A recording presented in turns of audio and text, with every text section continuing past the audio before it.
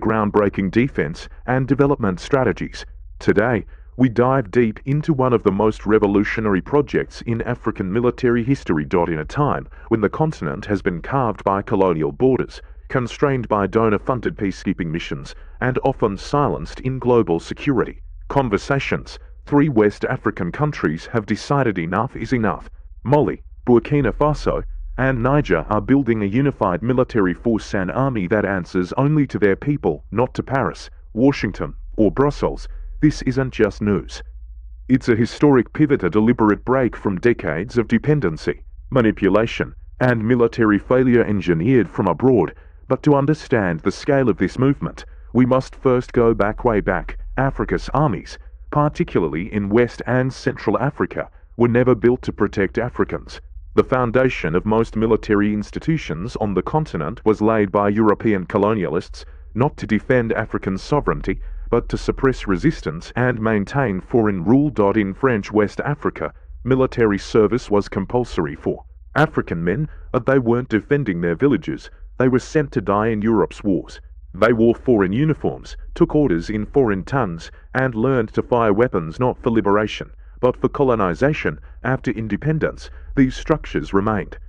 Most African armies didn't undergo serious reform. Colonial command, hierarchies, French doctrines, European ranks, and external dependency continued, and so, when insurgencies began to rise first sporadically, then rapidly, most African militaries found themselves ill-equipped, poorly trained, and dependent on foreign partners to handle the growing chaos. Nowhere has this crisis played out more violently than in the Sahel, a vast, arid belt stretching across the width of the continent, plagued by jihadist militancy, climate shocks, and crumbling governance. Mali, Niger, and Burkina Faso have endured years of spiraling insecurity. From remote villages to major towns, entire regions have fallen outside government control. Foreign actors poured in with promises of help. France launched Operation Barkhane, the UN deployed MINUSMA peacekeepers, the US established drone bases, and billions in military aid flowed into the region. But despite all this, things got worse. Local communities witnessed a chilling pattern. The more foreign soldiers arrived, the more territory was lost, and the more civilians died. Armed groups adapted quickly. They learned the terrain, moved through forests and deserts, struck at will, and melted away. Foreign forces were slow, bureaucratic, and disconnected from the ground reality. Reports emerged of delayed air support, poor intelligence, and minimal engagement. Rules that left UN patrols sitting ducks in volatile areas. In some cases, foreign troops were even accused of negotiating local ceasefires with insurgents, allowing them to shift operations across borders in exchange for reduced pressure in select zones. These weren't peace deals. They were tactical compromises, quiet betrayals. The reality became impossible to ignore. African soldiers were dying while foreign advisors watched. Villages were abandoned, roads turned to war zones, and hope evaporated. And yet, when African governments begged for real assistance, they were handed consultants and lectures. This is the environment in which the new wave of leadership emerged. In Mali, Colonel Assimi Goïta took power after 2 military coups in less than a year. In Burkina Faso, Captain Ibrahim Traoré, the world's youngest head of state, stepped in amid a devastating security collapse. And in Niger, General Abdourahmane Tiani overthrew a Western-aligned government after years of ineffective defense policy. To Western capitals, these were power-hungry soldiers. But to many in the Sahel, they were the only leaders willing to confront the truth. The war was being lost because it was being fought on someone else's terms. In the barracks and command posts of these 3 countries, a new idea was taking shape: an African solution for African security, one that didn't depend on Paris, Washington, or the UN Security Council. In a closed-door meeting in Bamako, no press, no translators, no staged handshakes, the defense ministers of Mali, Burkina Faso, and Niger signed a groundbreaking agreement. They weren't forming a joint task force. They weren't setting up another standby unit. They were building a new army, a real continental force with shared command, joint doctrine, and borderless operation. The alliance of Sahel states, AES, was more than a diplomatic bloc. It was a military confederation with teeth. Key components of the agreement included cross-border deployment authority, Soldiers from any AES member could operate in another without needing foreign clearance. Joint command structure, a rotating high command across member states to ensure equal leadership. And operational unity, no military doctrine, developed from scratch, not inherited from France or the US, but based on terrain warfare, insurgency response, and asymmetric strategies unique to the Sahel. Shared logistics, fuel, ammunition, and food would move seamlessly along military corridors reinforced by rail and road upgrades. Sovereign procurement, weapons and drones would no longer come with Western strings attached. Instead, AES leaders began forging new supply chains with countries like Russia, Iran, Turkey, and China. Even more radical was the ideological framework of this army. This wasn't a ceremonial force for national parades. It was designed to be a people's army, integrated with local communities and accountable to citizens, not to donors. Western-aligned African armies are often hobbled by bureaucracy, corruption, and over-reliance on advisors who don't understand local realities. Even the African Union's standby brigades have been criticized for their slow response and lack of cohesion, but the AES is being built differently. It is governed by urgency and necessity, not theory. Instead of outsourcing training, they're establishing their own academies. Instead of copying outdated colonial doctrines, they're writing new ones designed for terrain-based counterinsurgency, low-resource operations, and extreme mobility. And most importantly, the AES military project is fundamentally political. It's a rejection of dependence. A statement that Africa doesn't need to be managed, babysat, or pacified. It can build, lead, and defend itself on its own terms. When Mali, Burkina Faso, and Niger decided to unify their defense strategy, they knew they were starting with broken pieces. These weren't countries flush with military budgets. These were nations emerging from coups, scarred by years of conflict, and exhausted by dependency on unreliable foreign support. What they had was not polished arsenals but scattered troops, fractured doctrines, and a burning determination to never again rely on outsiders. They also had one crucial asset: full control of their land. With foreign bases being closed, diplomatic ties with former colonizers severed, and influence from Western defense contractors removed, these nations could finally rethink everything from how soldiers are trained to how wars are fought. They didn't just want an army, they wanted a new military identity. In most African armies, military doctrine is inherited. France trains one, the US trains another. A British doctrine here, a UN peacekeeping manual there. The result: total disunity and no operational cohesion. Mali's army leaned heavily on French training manuals.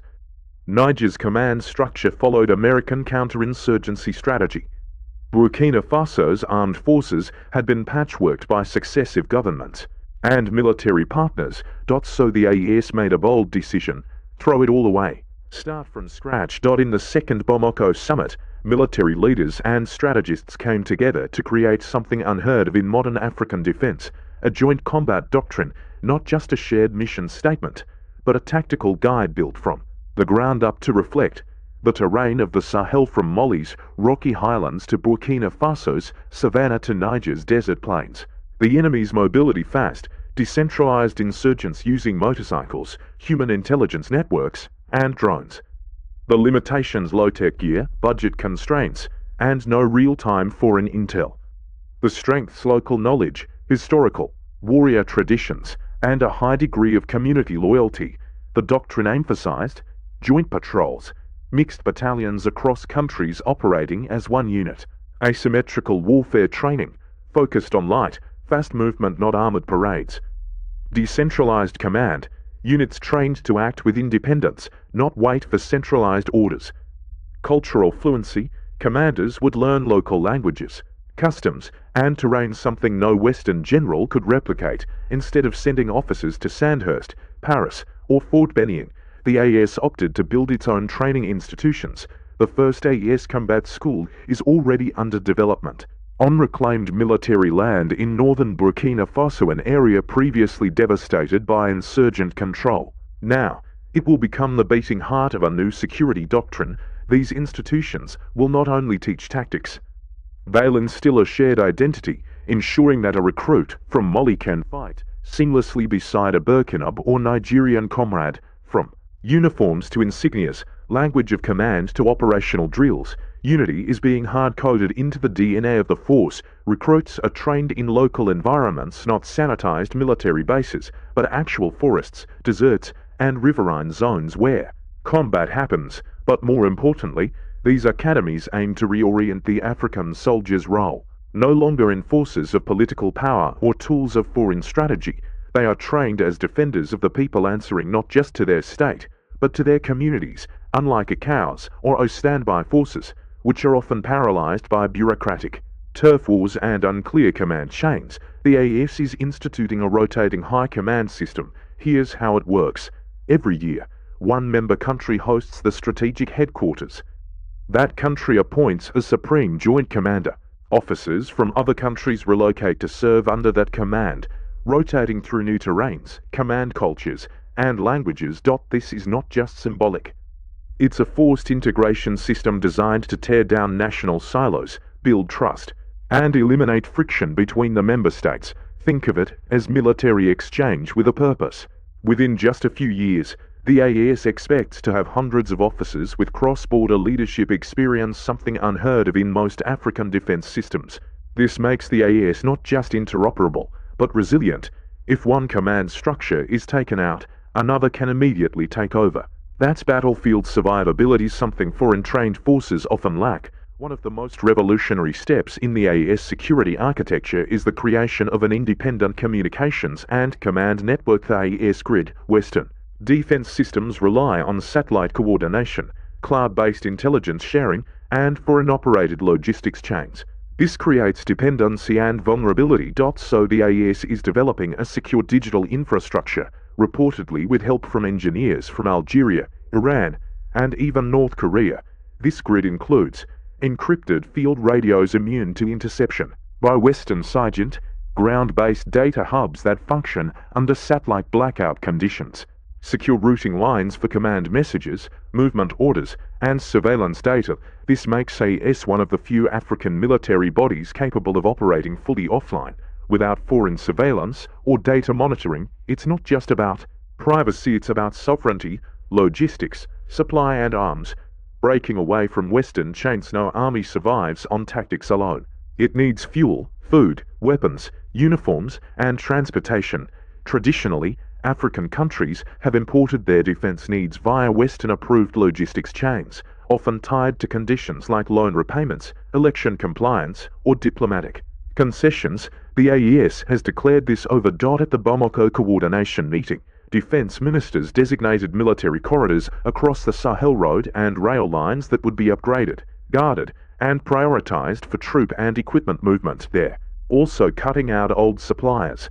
Instead of relying on US or European vendors, AES procurement teams are signing contracts with Russia for light arms, armored vehicles, and military trainers, Iran for drone technology, anti-insurgency kits, and digital jamming tools, China for logistics vehicles, surveillance equipment, and communication gear, Turkey for light UAVs, paramilitary protective gear, and mobile command bases. Even more ambitious, the AES is planning a joint arms production zone, ammunition factories in eastern Burkina Faso, drone assembly lines in Niger, combat vehicle repair depots in Mali. This is about long-term sustainability.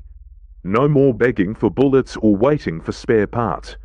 Africa is beginning to arm itself, the most radical difference between the AES and past African military efforts isn't just in hardware, it's in philosophy. The AES army is not being built as a shield for governments. It's being built as a weapon of the people. In Mali, traditional hunter guilds, the Dozo, long protectors of rural areas, are being formally integrated into the paramilitary patrol framework. In Burkina Faso, civilian watch groups are receiving training to work with the AES on intel collection and logistics. In Niger, tribal elders and community leaders are being embedded into recruitment planning to ensure fair representation and local trust. This isn't about creating militias. It's about ensuring the army grows out of the local soil, not imposed from above. Unlike Coups or standby brigades that appear during crises and disappear after summits, the AES army is becoming permanent, rooted, and emotionally connected. to the people it protects, and that makes it dangerously effective, because a soldier who fights for paycheck follows orders. But a soldier who fights for his village never quits. What began as a defense meeting in Bamako is now sending tremors across the globe, because when Africa builds an army, a real army without Western supervision, without NATO coordination, and without IMF signatures, the world pays attention, not because of what the army is, but because of what it represents. This isn't just a military, it's a rejection of an old order. For decades, African militaries were structured to serve as security extensions of the global north. They received funding from France, training from the US, and intelligence from NATO satellites. In exchange, they offered stability on someone else's terms. But what if African nations begin saying no? No to permanent foreign bases, no to security dependence, no to the idea that African defense must be outsourced. This is why the AES project has been met with silence from Paris, discomfort in Brussels, and panic in Washington. On paper, the West has said little. No formal condemnations, no emergency press conferences. But behind closed doors, intelligence agencies, foreign ministries, and think tanks are scrambling. Here's why. France has lost permanent troop presence in Mali and Burkina Faso. Its influence over the region is collapsing. The US, which built over 6 drone and surveillance installations in Niger alone, is watching its entire Sahel surveillance network become irrelevant. The EU is struggling to maintain migration and anti-trafficking agreements signed with previous governments. These powers are not just losing military leverage, they are losing ideological control. There are whispers already, media leaks, anonymous officials claiming the AES is being influenced by Russia and Iran, or that China is militarizing the Sahel for its Belt and Road strategy. But that's not the real fear. The real fear is this: what if it works? What if an African army, built without foreign hands, is not only functional but effective? What if it brings real security to rural zones, stops terrorism, and wins battles that foreign troops never could? And more terrifyingly, what if other African countries follow? Guinea, Chad, Togo, the Central African Republic, even nations within ECOWAS and the O might begin to wonder if the Sahel can do it. Why not us? This is how power breaks. Not with tanks, but with ideas. To understand why the AES model is revolutionary, we have to revisit a basic question. Who does the African soldier serve? For too long, the answer was the government, the donor, the advisor. The soldier enforced stability, yes, but often for the benefit of foreign interests, not the people. In the AES model, that question has been redefined. The African soldier is being trained to serve his people, his land, his history. In other words, sovereignty comes first. Power is not outsourced. Decisions are not negotiated in hotel rooms abroad. For the first time in modern African history, a regional army is saying, we don't need to be watched, guided, and funded. We can fight our own battles. This shift is ideological, but also practical. Instead of serving to maintain a status quo designed in Washington or Paris, soldiers now fight to defend a future defined by their own people. That's not just national defense, that's national rebirth. The rise of the AES poses an existential threat not just to foreign military power, but to the very structure of African geopolitics. Take ECOWAS, for example. For years, ECOWAS was considered the central hub for West African diplomacy, conflict resolution, and economic integration. But ECOWAS has been increasingly seen, especially by AES states, as a proxy for Western power. After the coups in Mali, Burkina Faso, and Niger, ECOWAS imposed sanctions, threatened military intervention, suspended memberships. Yet at no point did ECOWAS address why these coups happened. No dialogue, no compromise, just punishment. That's why AES leaders refer to their alliance not as a union, but a confederation, one based on equal standing, mutual respect, and self-defense. There's a real possibility now that West Africa could split into two blocks, one under the ECOWAS France EU, NATO umbrella, one under the AES, aligned with non-Western partners, and internal doctrine that divide could shape everything: diplomacy, trade, defense, migration, and digital infrastructure. The scramble for Africa is no longer about who owns the mines or builds the railways, it's about who controls the rules, and AES wants to write its own. Ideas are powerful, but in war, ideas are only as strong as the boots on the ground. the AES hasn't yet faced its full trial by fire. Joint patrols are underway, training programs are expanding. Local communities are integrating into defense plans, but the real test will come when the AES army faces a multi-front insurgent attack, a coordinated terrorist offensive, an internal security breakdown, a crisis that tests both loyalty and capacity. Will soldiers from Burkina Faso fight in Niger without hesitation? Will commanders obey orders from a high command located in another country? Will local populations accept AES troops as liberators, not occupiers? The answers to these questions will determine whether the AES becomes Africa's first independent military success story or just another Pan-African dream cut short by politics and ego. But one thing is certain, the old model is broken.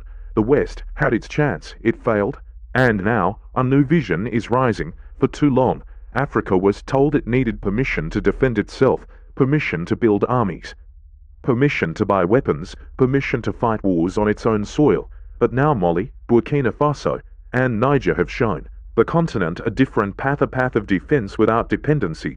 They've proven that unity is not a slogan, it's a strategy. That sovereignty is not a theory, it's a plan. And that the African soldier is not a proxy. He is a protector. The AES army is still young, its future is uncertain. But its message is already loud and clear. Africa will no longer wait, not for funding, not for peacekeepers, not for approval. If the continent is to be secure, it must secure itself. If it is to be free, it must defend its freedom with its own hands. And if it is to rise, it must do so on its own terms, because in the Sahel, a new Africa is being born, not in boardrooms, but in barracks. Not in treaties, but in trenches. And this time, the world is not invited to lead, it can only watch or follow.